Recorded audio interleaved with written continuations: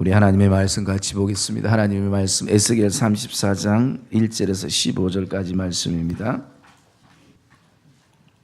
여호와의 말씀이 내게 임하여 이르시되 인자야 너는 이스라엘 목자들에게 예언하라. 그들 곧 목자들에게 예언하여 이르기를 주 여호와께서 이같이 말씀하시되 자기만 먹는 이스라엘 목자들은 화 있을진저 목자들이 양떼를 먹이는 것이 마땅하지 아니하냐. 너희가 살찐 양을 잡아 그 기름을 먹으며 그 털을 입되 양떼는 먹이지 아니하는도다. 너희가 그 연약한 자를 강하게 아니하며 병든 자를 고치지 아니하며 상한 자를 싸매주지 아니하며 쫓기는 자를 돌아오게 하지 아니하며 잃어버린 자를 찾지 아니하고 다만 포악으로 그것을 다스렸도다.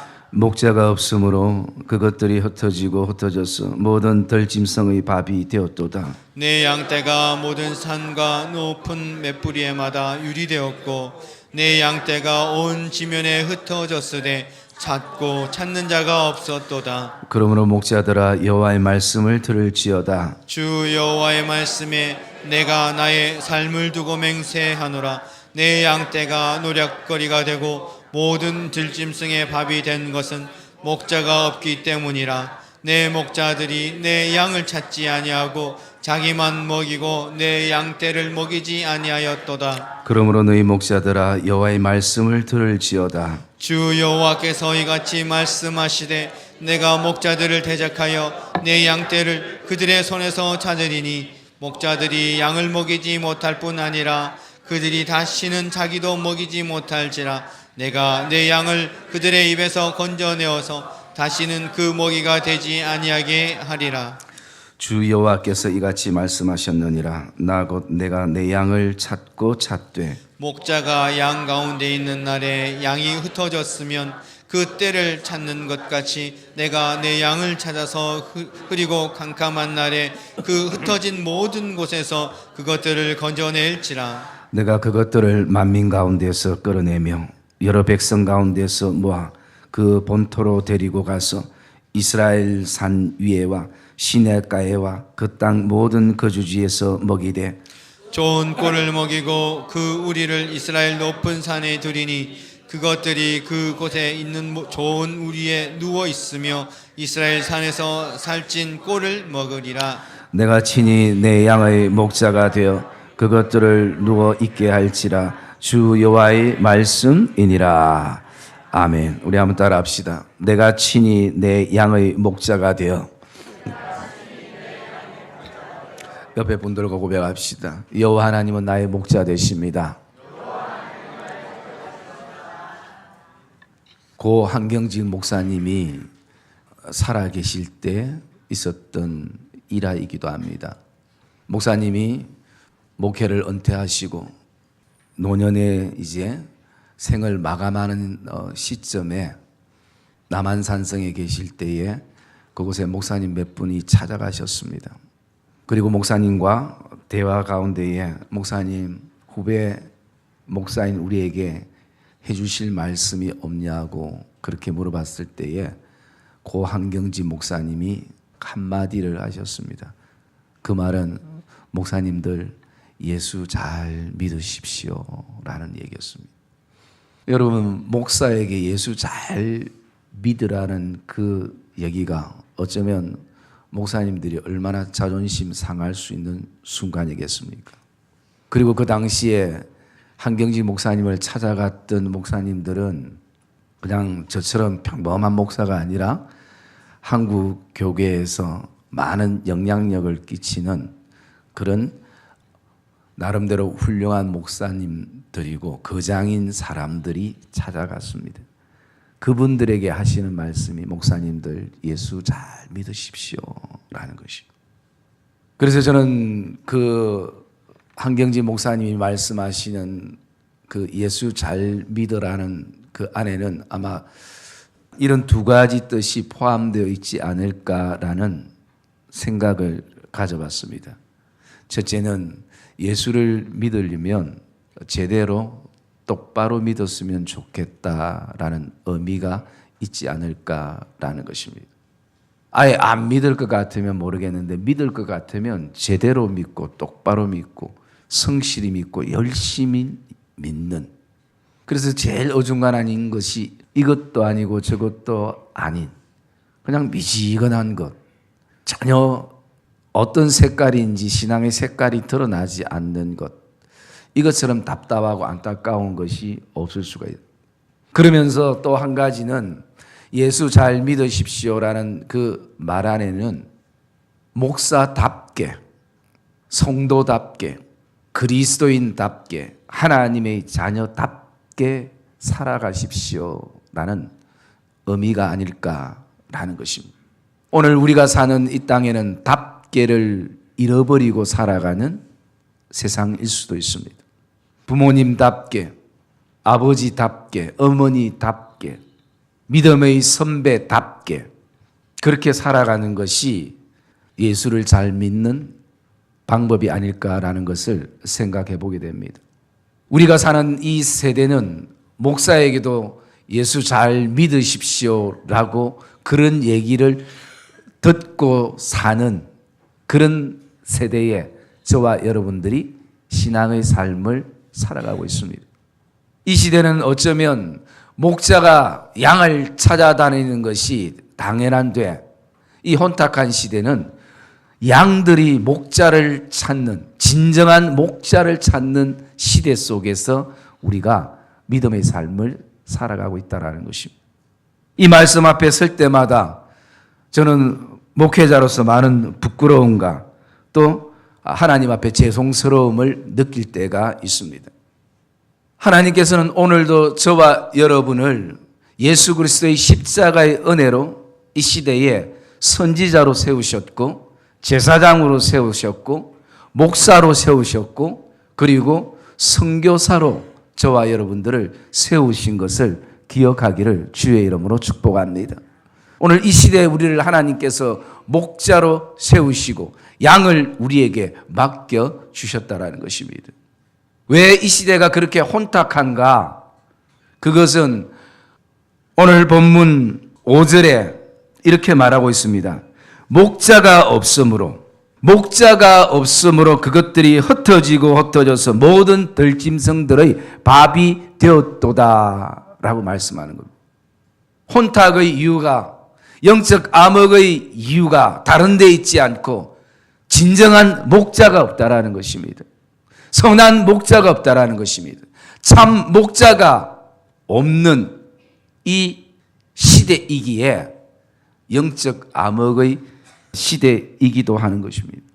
오늘 배경은 이스라엘 백성들 안에 이 목자가 없다라는 주님의 이 말씀으로부터 시작이 되어집니다. 그런데 실질적으로 그 당시에 목자가 진짜 없었는가? 아니었습니다. 참 많은 목자들이 있었습니다. 많은 선지자들도 있었습니다. 제사장들도 굉장히 많았습니다. 그러나 어느 순간부터 이것이 자신의 업이 되어버리고 직업적인 수준이 되어버린, 그래서 정말 하나님이 원하시는 것이 무엇인지를 상실한 그런 어떤 모습이었습니다. 직분은 그대로입니다. 일도 그대로 하고 있습니다. 그리고 많은 사람들로부터 그런 것에 대해서 칭찬과 또 격려와 인정을 받기도 하는 것입니다. 그런데 하나님이 바라보실 때는 이 시대에 목자가 없다라는 것이요. 그래서 어쩌면 지금 그렇게 열심히 일하고 섬기고 있는 그 목자들 가운데는 거짓 목자들이 있을 수가 있다는 것입니다. 그리고 그것에 대해서 성경은 이런 정의들을 내려주고 있습니다. 거짓 목자의 어떤 특징 첫째가요, 여호와의 말씀을 듣지 않는다라는 것입니다. 오늘 말씀 7절에 보면 그러므로 목자들아 여호와의 말씀을 들을지어다. 9절에도 그러므로 너희 목자들아 여호와의 말씀을 들을지어다 라고 말씀하는 것이, 이 시대의 특징이 여호와의 말씀을 듣지 않는다. 이 얼마나 가슴 아픈 이야기입니까? 그러면서 듣기는 들어도 또 이런 모습을 보게 됩니다. 그 모습이 에스겔서 33장 30절에서 32절까지 나오는데요. 한번 보겠습니다. 30절 제가 읽습니다. 인자야 내 민족이 담 곁에서와 진문에서 너희에 대하여 말하며 각각 그 형제와 더불어 말하여 이르기를 자 가서 여호와께로부터 무슨 말씀이 나오는가 들어보자 하고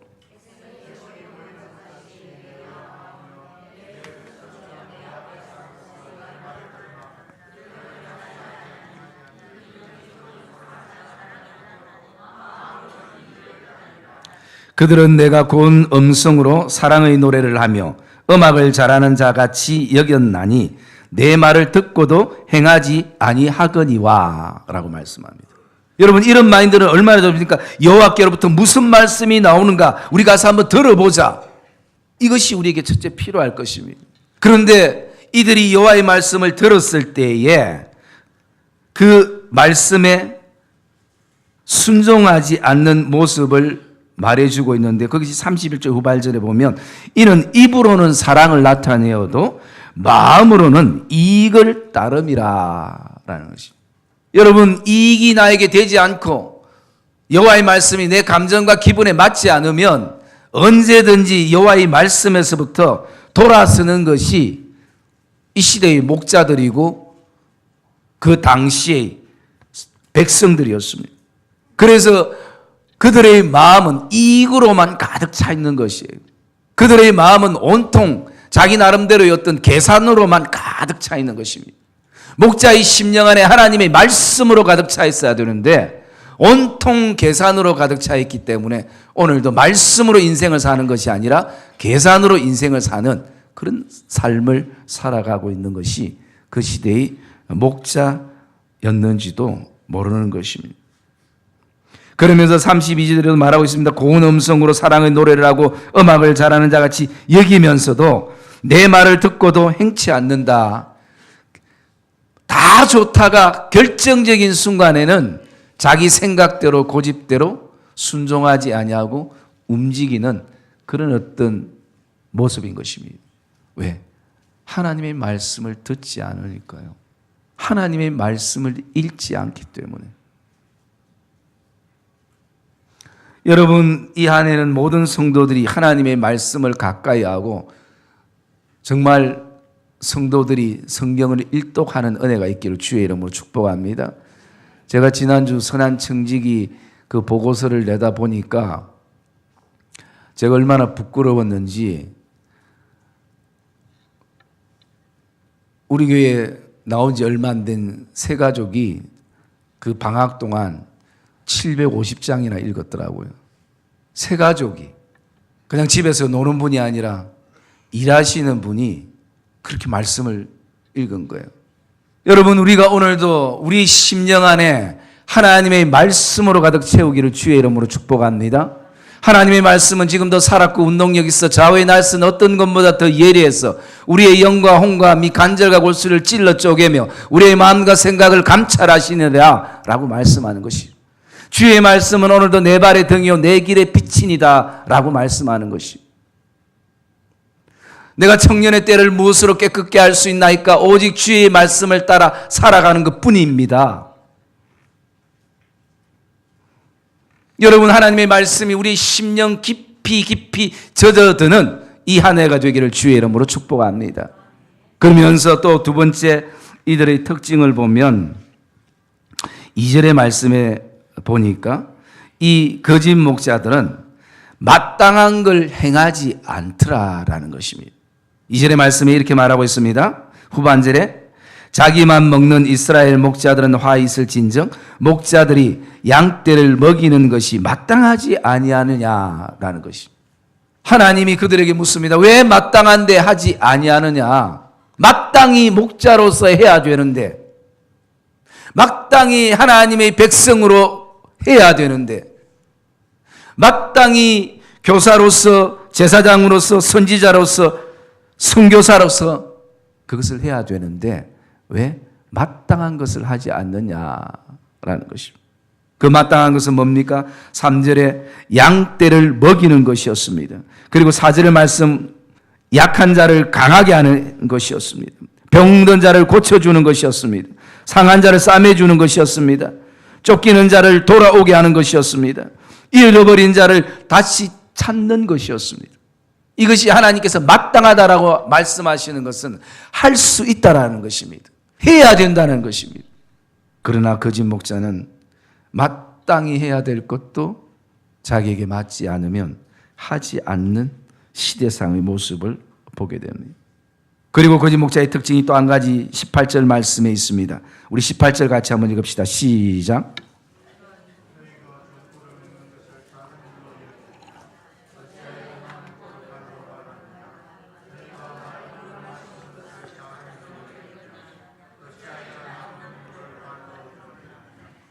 오늘 거짓 목자는 좋은 거를 먹고 먹이는 것을 그냥 작은 일로 여기는 것이요, 일의 크고 작음으로 모든 것을 결정하고 있다라는 것입니다. 그래서 항상 중요한 것은 양이고 숫자예요. 교회가 큰가 작은가, 성도들이 많이 모이는가 적게 모이는가, 우리 집이 다른 집보다 큰가 작은가, 내 차가 더 좋은 차인가 그렇지 않는가, 이 비교식은 사단이 우리에게 주는 감정인 것이. 그러다 보니까 어떨 때는 이 사람 만나면 우울감이 올라갔다가 또 저 사람 만나면 열등감에 시달렸다가 그렇게 늘 우왕좌왕하면서 사는 것이. 여러분, 우리가 아무리 작게 여기는 일을 하나님은 굉장히 기뻐하시고 크게 여길 수도 있는 것입니다. 그러나 내가 정말 대단하고 큰 일이라고 생각했는데 하나님께서 야, 너 그거 아무것도 아니야, 그렇게 말씀할 수도 있는 것입니다. 여러분, 중요한 것은 크고 작은 것이 문제가 아닙니다. 양이 문제도 아닙니다. 숫자도 문제가 아닙니다. 중요한 것은 하나님이 우리에게 주신 사명이고 소명이고 일이라는 것입니다. 하나님이 기뻐하시는 일이라면 그것이 작고 크고의 문제가 아니라 우리는 오늘도 그 헌신의 자리에 나갈 수 있는 것이 진정된 목자의 모습인 것을 저와 여러분이 확신하기를 주의 이름으로 축복합니다. 오늘 목자를 향해서 하나님은 애타는 심정으로 말씀하는 것입니다. 왜 좋은 꼴을 먹고 좋은 꼴을 먹이는 것을 왜 작게 여기느냐?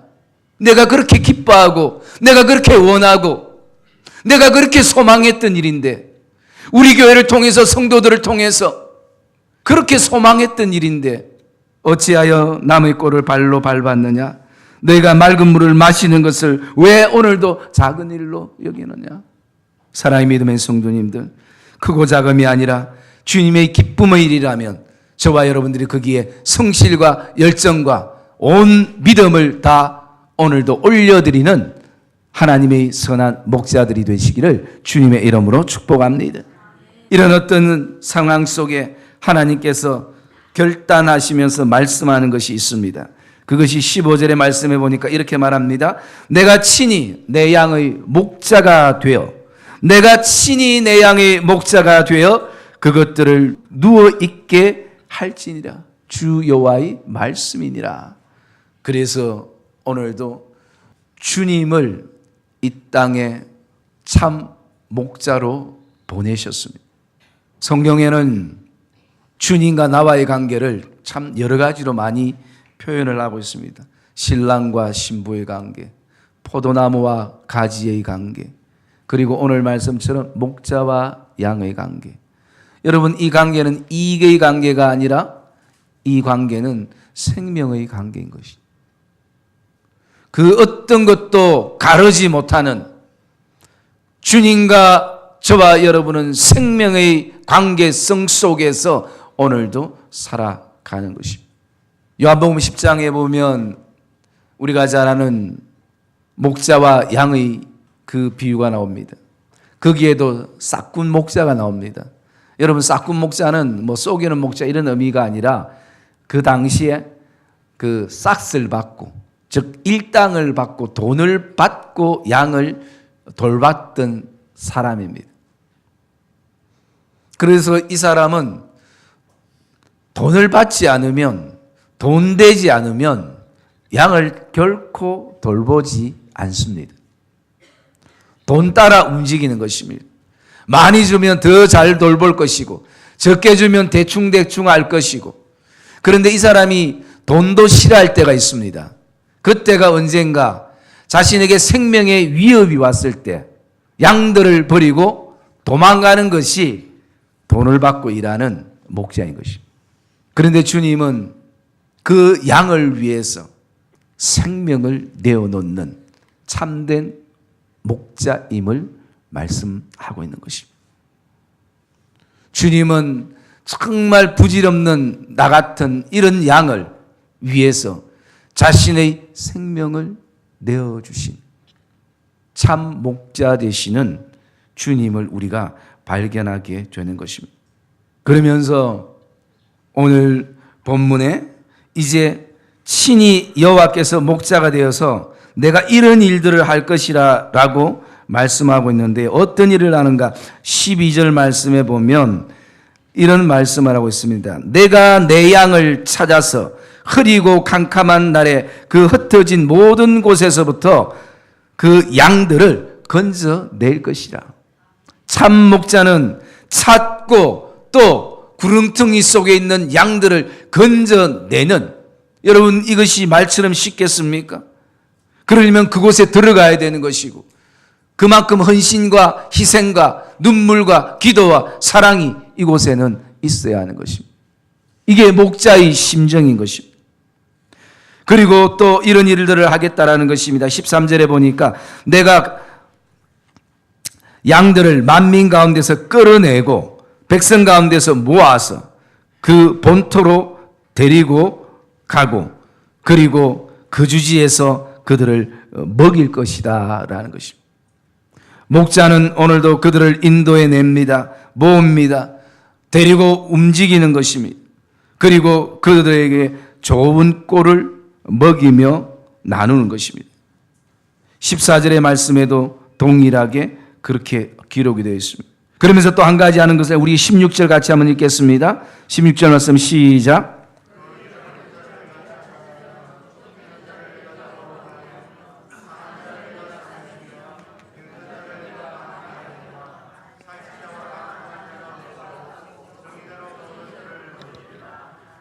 아멘.